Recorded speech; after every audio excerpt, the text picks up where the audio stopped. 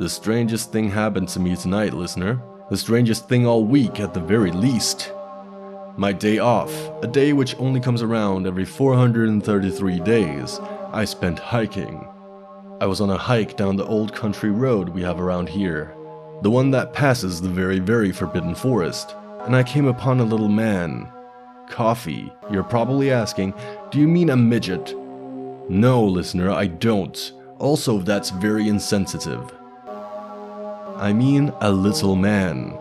Proportionally, he looked like any other man, wearing a business suit and holding a business briefcase, even a teeny tiny little tie. It was as though an evil wizard had shrunk a normal man into the form of this tiny man. "Have you seen a man about yay high?" he asked me. "Yes," I said, "he's standing right in front of me."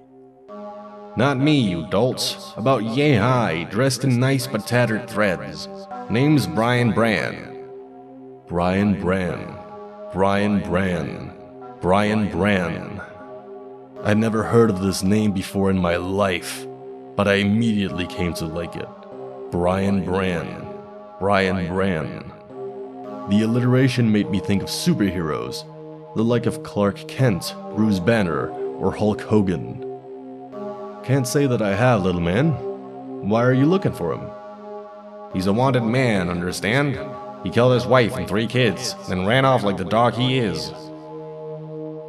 A little man guilty of many little murders. How many normal-sized murders did that amount to? That idea terrified me. The idea of a micro-murderer on the loose. He could crawl inside the guts of my car and cut the brakes. He could probably squeeze under the door of my apartment. Can he shrink even more? Could he shrink down to the size of a speck of dust and then scramble my brain from the inside? I would need a subatomic Sherlock to help me then.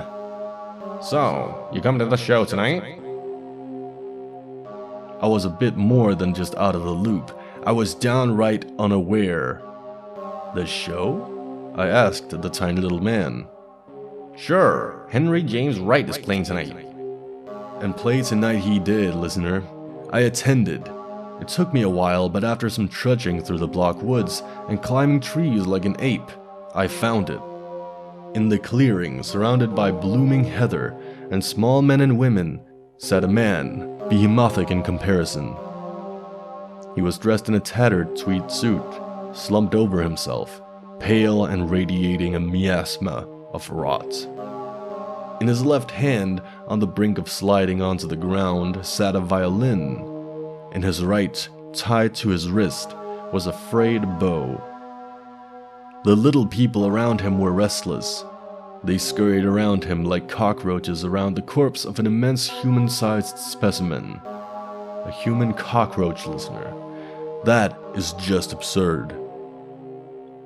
A line of little men dragged with them a set of large, globulous eyes, oblong and watery orbs that shone in the moonlight. And as they perched on his hollow face, they dropped these eyes into the maw of the immense cockroach man. And with that, with a loud crack and the slimy noises of squirming, pulsing organs, his hands began to move. He began to play a piece I had never heard in my entire career in radio.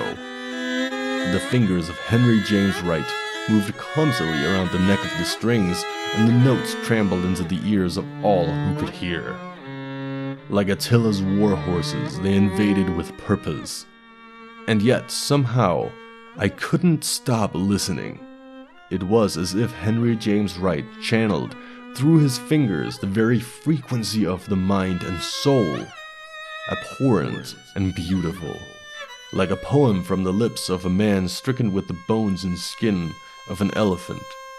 I looked up and saw the moon as it truly was, or as I believe now that it happens to be, a great big face, looking down at the scene with sunken, wide-open eyes. It looked like the face of a demon in a movie I saw once, a movie based on a real story at that. I didn't have time to then ponder whether this moon was a demon or not, but I did notice the ground shift before me. Out of the ground crawled a large dog-sized worm. It was a paleworm, a very common sight around here, although it should be said that they ordinarily come nowhere as close to this thing in size. It wriggled towards Henry James Wright, determined perhaps to stop the dissonant melody. That's when they descended, the little men. With guns and spears they attacked the creature as they let out a compact war cry. They ravaged the paleworm like a storming assembly of early humans would ravage a mammoth. With a single, tiny shotgun blast to an area which I assumed to be the vitals of this worm, it began flailing. It contorted, jutting both extremities to the right in a great contraction, then to the left, then right again. In these throws, it managed to spin itself around like a living, milky white screw. And then, after a minuscule minute of pint-sized aggression, it was over. Henry played on, uninterrupted by the sight and sounds of the small men taking apart the worm and consuming it right then and there.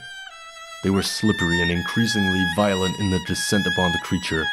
I found myself approaching a semblance of hunger then, but I didn't partake. Like the demon in the moon and the stars around it, I watched in silence. Then I gave Henry a penny and went home. And now I'm here, listener. Now I'm here and I can't get that song out of my head. Next time I stare at the moon, I'll have to wonder if it's staring back at me. Coffee, I hear you say. You haven't read any stories yet. That's right, listener, but here's the thing. All the stories are missing. Yes, something or someone came in while I was out of work and cleared out everything. Well, that's a bit of a presumption, isn't it? It could have been made of unstable atoms and simply dematerialized. It could have grown legs and run away. Paper doesn't always try to escape, but sometimes it does, and this is where a heavy paperweight comes in. Do you have a paperweight, listener? Of course you don't. That's why your unpaid bills and letters from your cousin Greg are out partying, doing drugs, and associating with bad company. Pretty soon they'll be getting pregnant and settling down into bitter, unhappy families, reproducing and repeating the cycle. Get a paperweight. I wonder what made them so upset that they ran away. I did everything for them. I kept them neatly organized in chaotic piles on the floor. I fed them lots of positive vibes. What could I have done wrong? It's all gone. The only thing left is this note saying, "Get out while you can," scribbled in what looks like blood. And that's not even a story. Now this is just silly, just a little too silly for my blood, and I'll have to find out what happened here. In the meantime, remember that there's a man in the woods, surrounded by little men playing a dissonant tune on his violin, while the moon watches. And you heard it first in the halls of Ministerium Miskatonic. Thank you.